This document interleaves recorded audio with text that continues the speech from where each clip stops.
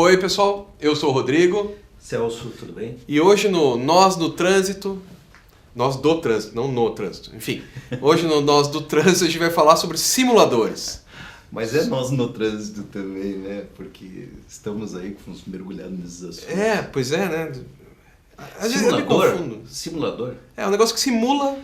Deixa eu te fazer uma pergunta aí. Videogame é a tua praia? Sim. Jogou muito? Não, mas eu oriento alunos, cara. Sério? No mestrado, eu tenho uma linha de pesquisa no mestrado, onde os meus alunos desenvolvem videogames educacionais, ou gamificação educacional. Já ouviu falar de gamification? Gamificação, né? Que é você usar elementos de jogos em contextos não jogos. Isso é gamificação. Isso aí. E por que funciona? Porque as pessoas têm alguma coisa no cérebro, né? Que faz com que você dê mais atenção, você se envolve mais quando tem esse esqueminha de tem um desafio, você pode fazer uma conquista, você pode acumular algum benefício, pode compartilhar, você pode montar estratégia. É isso aí. Né? E a gamificação mexe com uma coisa na cabeça das pessoas... Que é entusiasmo, né? A vontade. Isso aí. Que é o... Desculpa a expressão, é o tesão da vida. Isso. É essa coisa de se sentir vivo, se sentir participando. E... Tá, mas o que isso tem a ver com o simulador? Eu diria que no momento, esse simulador que está sendo utilizado para a primeira habilitação, muito pouco. Mas deveria. Mas deveria ter. Deveria ser algo assim, imagina um simulador ideal, que você primeiro... Deixa eu começar de novo. Tá errado colocar o simulador entre a teoria e a prática. Hoje é assim, sabe? O cara faz curso teórico. Não sabia. Na minha época não tinha simulador, né? Faz aula no simulador e daí vai aprender a dirigir. Como é com o avião, né? Avião é assim também. Sim e não. Avião, você aprende algumas coisas no simulador, mas quem fica muitas horas no simulador sem ter a prática tem dificuldade na hora, porque não pode ser só o simulador. Não tem como. Então, já vai a minha primeira crítica. Eu acho que está errado a proposta metodológica. Acho que o simulador é muito útil, mas deveria ser depois. Então, nesse cenário ideal, onde o simulador está depois, a pessoa já domina o veículo, já automatizou os movimentos, já não precisa pensar nos tempos de apertar a embreagem, trocar marcha, que no Brasil ainda se dirige, né, se aprende a dirigir só com carro de câmbio manual, isso é essencial.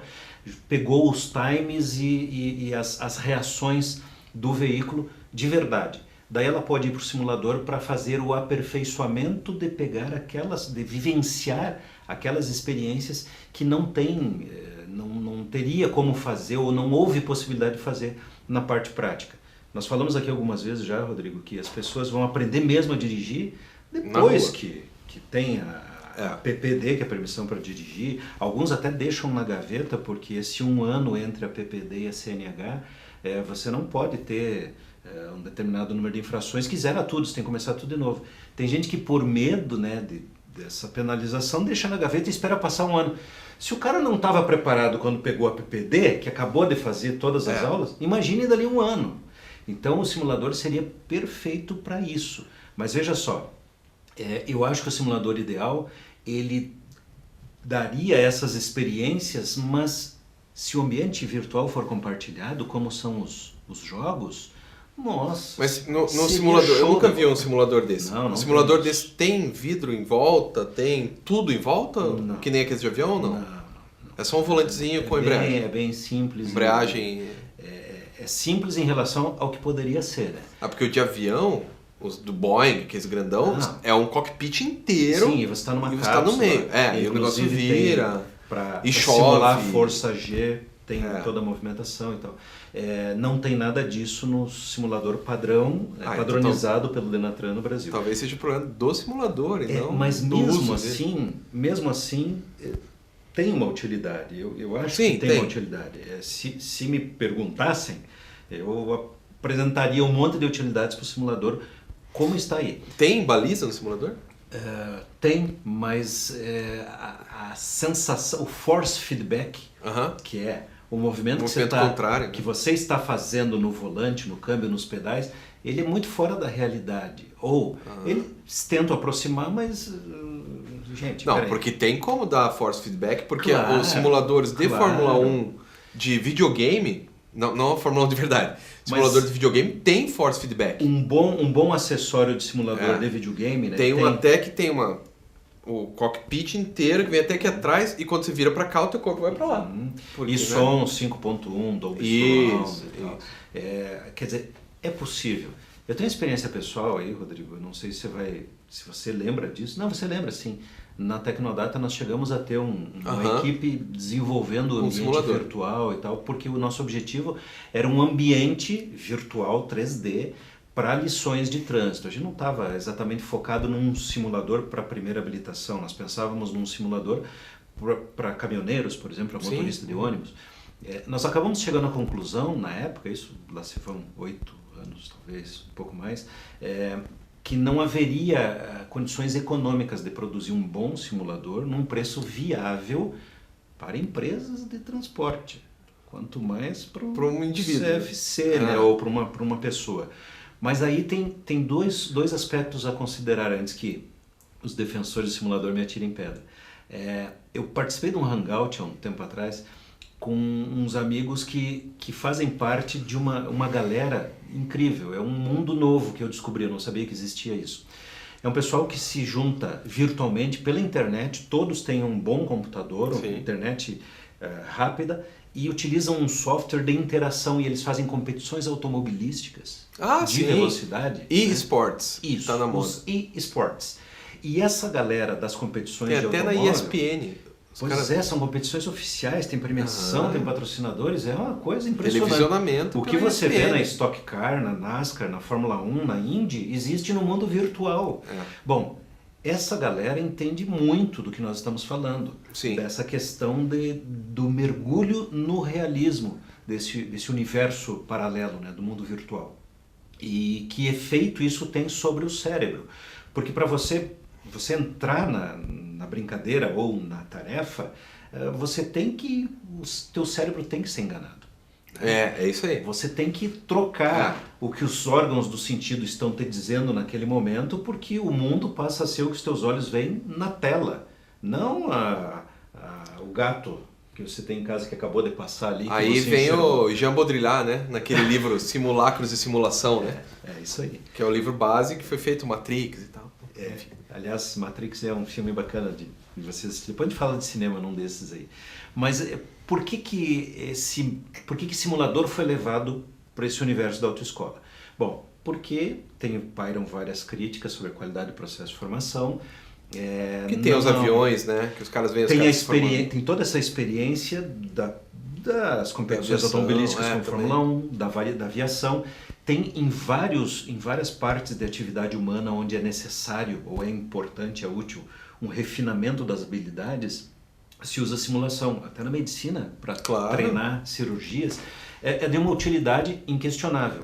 Inclusive para a formação de condutores. Eu acho que sim, eu só acho que há um equívoco na maneira e acho que a questão da qualidade dos equipamentos que são utilizados não é só o hardware.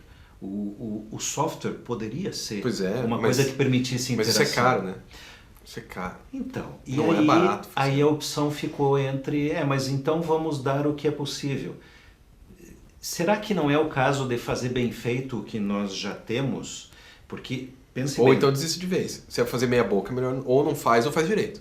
No meu modo de ver. Muita gente defende exatamente o que você falou. E eu de certa forma, eu também me posiciono assim no seguinte sentido. Se é para ensinar a pessoa a reconhecer os equipamentos, como que vira a chave, escutar o som do motor, já tem um carro para fazer isso. É um desperdício usar isso para fazer no simulador. O simulador é um equipamento caro, né? Por mais que esse aí não seja tão caro quanto eu estou falando, para isso. A autoescola já está bem resolvida com isso. Tem já uma tem rua o veículo sem ninguém. lá. Agora, depois da PPD, que passou pelo processo e conseguiu a PPD, esse cidadão ali, ele está autorizado a dirigir, mas ele nunca dirigiu sozinho. Ele nunca passou de 60 km por hora. Ele nunca encheu o carro com a galera para ir da cidade até a praia, até a cidade vizinha, para ir para a balada. Quer dizer, estas coisas poderiam ser feitas no simulador. Dirigir com chuva à noite, com barro, fura o pneu. Então, eu acho que Não, e outras coisas, né? há uma Tipo, forma mais inteligente de utilizar essa pedestre, ciclista, motociclista, que tá tudo cruzando. Quem tá dirigindo, você tem que ficar o tempo inteiro esperto. Imagine que eu e o Rodrigo tivéssemos acabado de fazer o nosso curso de primeira habilitação, estamos nós dois comemorando aí, estamos com a PPD na mão, e aí nós vamos A fazer... gente não vai beber porque você não pode beber e dirigir. Ou ainda não fizemos a prova final do Detran porque depois da prática o nosso instrutor está dizendo que estamos legais, tem mais aquelas 5 horas do simulador é agora.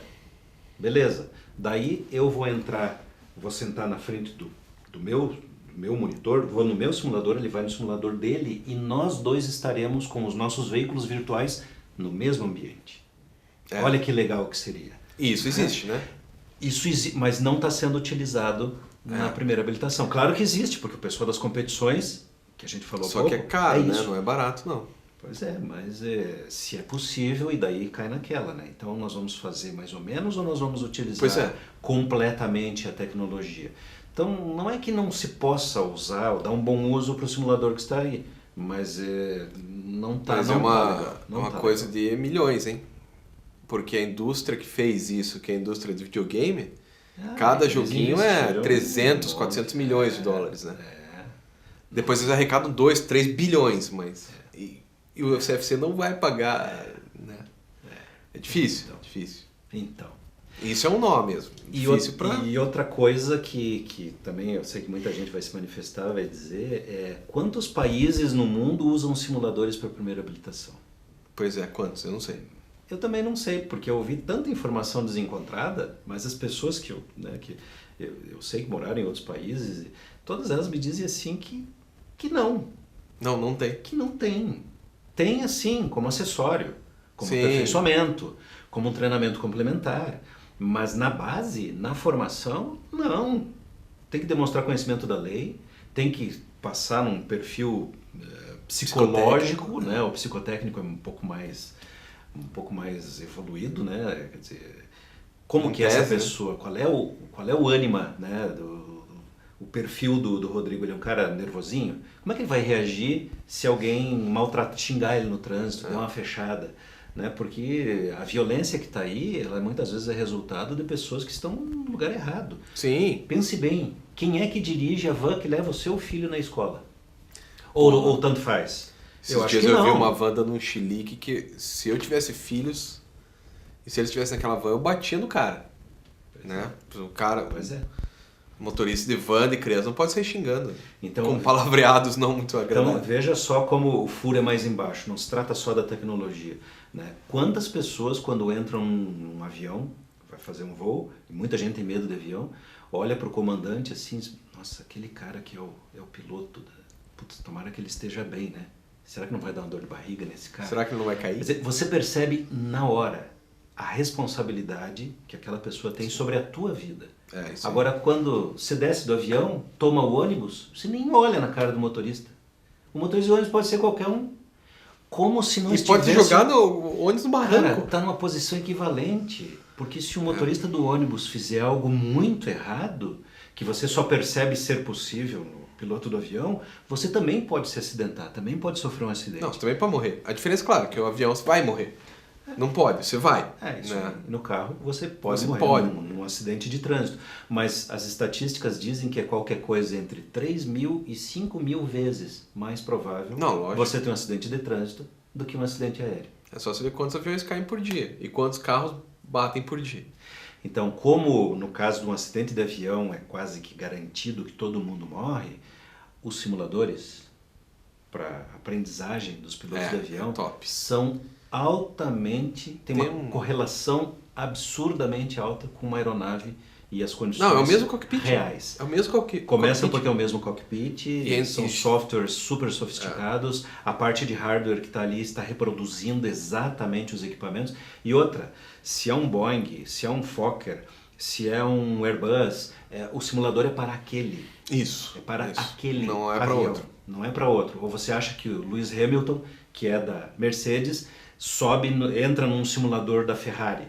Não, o da Mercedes, é o carro que ele dirige. Então tem mais esse aspecto ainda para ser levado em conta. Estouramos nosso tempo. Para variar. Para variar. Mas então, beleza. Comenta aí embaixo. Vê o que você tem a dizer sobre isso, porque é um tema bacana. Você acha legal? Você acha que não é? Você acha que o simulador que você fez, sua primeira habilitação foi um bom simulador? Você acha que meia boca? Beleza? Até mais. Tchau.